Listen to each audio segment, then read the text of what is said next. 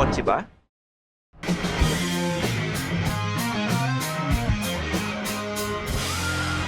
Philkotse na.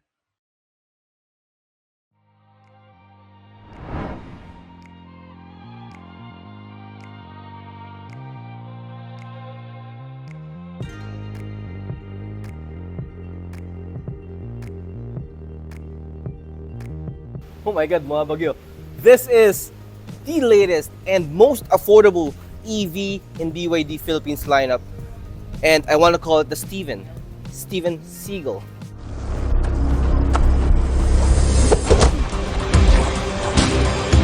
'90s kids, you know what I mean. BYD Philippines is on a roll this year. Right after introducing the very enticing Sea Lion DMI plug-in hybrid, the Chinese automakers bring us the Seagull, a small hatchback na pang-anim sa lineup ng BYD sa Pilipinas. And yes, it's an EV. Despite looking like your typical hatchback like Toyota Wigo or Honda Brio, the BYD Seagull is fully electric, but more on that later. Design-wise, the Seagull has a full LED lighting and a youthful styling na sakto naman sa kanyang target market. First-time car buyers or yung mga gusto ng murang EV without compromises. There's so much to say about the exterior of this car, but I'd like to point this out. The front face looks like an Italian supercar.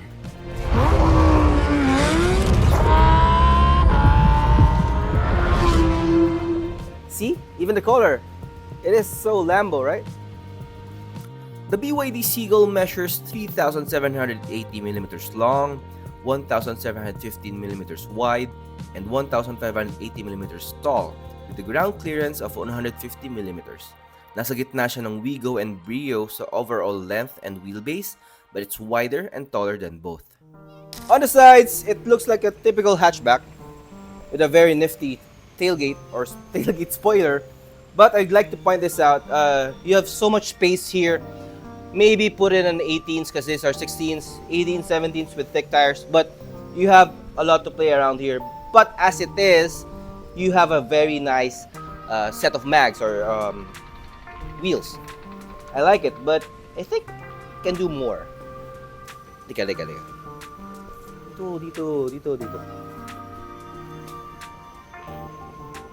Parang may kamukhang Pokemon, no? Philkotse? Again, the Seagull looks like a typical hatchback, so it has a tailgate and an interesting rear bumper. At the back, you have your full-width LED taillight, which is, I actually find it really cool, along with other BYD's cars. Maganda ng taillights. But you also have this, sabi ko kanina, this nifty tailgate spoiler na extended. I think this is because of the aero. And sabi nila sa akin, this car can accommodate one person. So let's see. Ito pala. Oo nga. Yeah, kasya nga. We don't have the exact numbers, but compared to other small EVs, the Seagull has a usable trunk that's comparable with other small hatchbacks in the market. The rear seats do fold for extra luggage space, but they don't have a 60-40 configuration or fold flat. As with other BYDs, this car comes with portable charger and a 7 kilowatt box charger at home. So kung kailangan mo mag-charge, you don't need to find a gas station or a fuel station or a Shell or a mall to charge your car. You can actually charge at home overnight. And also has your V2L capability, meaning you can actually power other things. DC fast charging is possible too with CCS connector, which should be able to charge the 30 kWh battery in minutes. By the way, the Blade battery, as we witnessed when we visited China last year, is puncture-proof and weather-proof. So yes, pwede siya ilusong sa baha, pero ba't mo gagawin yun, di ba? Woo! Starting to rain. But yeah, nandito kami ngayon ng videographer ko at the back and we're two wide boys and ang sabi ko lang is, yeah, just enough space for two. One more, it's gonna be a tight squeeze. But surprisingly, our legroom is abundant. Like this is my driving position, and these are my knees, so I could actually slouch around here and be more comfortable. just actually for me, this is surprising because this is a small car, a really small car with a pretty decent or more than decent legroom. You also have cubby holes there, lagayan ng kung anik-anik, sabi ni Stanley. Wala lang AC vents, which is not surprising at all at this price point. Nice. And this is a nice touch. The black headliner, mas gusto ko yun actually for a car because hindi siya madaling as compared to the gray ones or the lighter ones. So another thing that I noticed inside is you have a fairly new or odd way of shifting gears or shifting the way to drive. Like you have your gear selectors here, drive, neutral, reverse, and park, which is right here at the sides. I guess kailangan mo makasanayan yan over time, but that's fine. As an owner, dapat within 2 days, makukuha mo na yan. And you also have this, the vertical screen, which actually rotates like magic. Galing, di ba? That rotating screen measures 10.1 inches and comes with Apple CarPlay and wireless Android Auto, partnered with a wireless charger. Another good thing about the BYD Seagull, or what I call Steven, is the cruise control. For the price of sub 1 million pesos, around 900,000, this car already has cruise control, which the other EVs, much cheaper than this, or at this price point, and all other hatchbacks or small hatchbacks don't have. So that's a huge plus for this EV. This entry-level variant comes with a 30 kWh battery that's good for its NEDC rated 300 kilometers of range. Power is also rated at 75 horsepower and 135 Newton meters of torque. This is actually not the first time that I'll be driving this car. Last year, around a year ago, in China, we drove this BYD Seagull sa racetrack. I know, it's weird. Racetrack, a small hatchback. But what I experienced there was this car can actually do some track days slowly and carefully. But in the city setting, like where we are right now, you can feel the torque. Among the small hatchbacks in the market right now, this has the biggest torque number, even bigger than the Brio.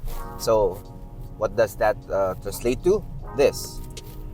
So, instant pick up your acceleration. It's not as fast as bigger EVs with bigger batteries or more powerful motors, but as a small hatchback, this car can pull. Ang kulang din ng part na to, you have wireless charging here, which is easily accessible. Of course, don't do this while you're driving, but you have to stop and look. And you also have cubby holes, a lot of space here to put your items in. Kung may kasama ka, mag-charge din, pwede din yung phone, everything, which is pretty nifty. And may dalawa kang cup holder, although they're kind of tiny, but they would suffice. I mean, usual coffee cups. The Seagull also has a very quiet cabin, which complements its soft seats and relatively comfortable ride. It also has light steering, as in sobrang gaan, which should be beneficial when you have to maneuver the car around the city a lot.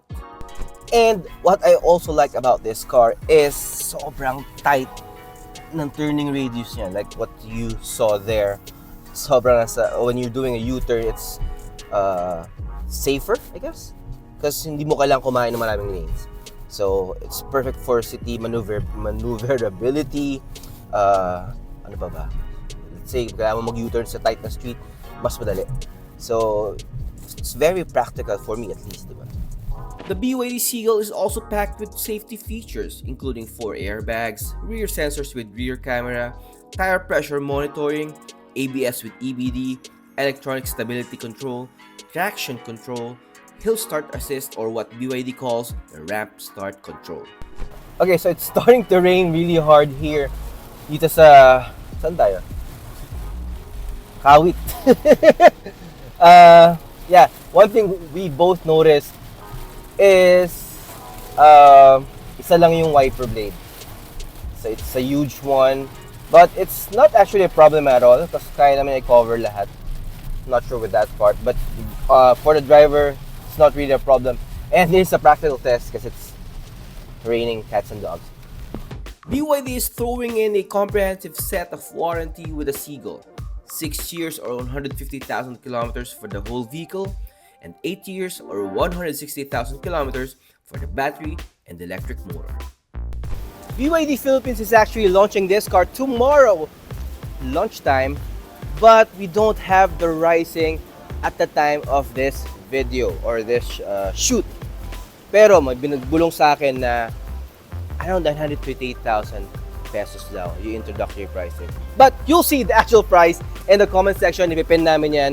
And if you want to experience the car, go ahead and visit BYD, I think they call it the Tech Tour. And then you can test drive their vehicles, not just the Seagull, but the other BYD cars as well. My name is Jacob Oliva, the head of content and video of Philkotse.com. See you on our next videos. Thanks for watching. For the latest news, reviews, and anything you want to know about cars and car ownership, visit Philkotse.com. Follow us on YouTube, Facebook, Instagram, and Spotify para hindi ka huli sa usapan. Tandaan, kotse ba? Philkotse na!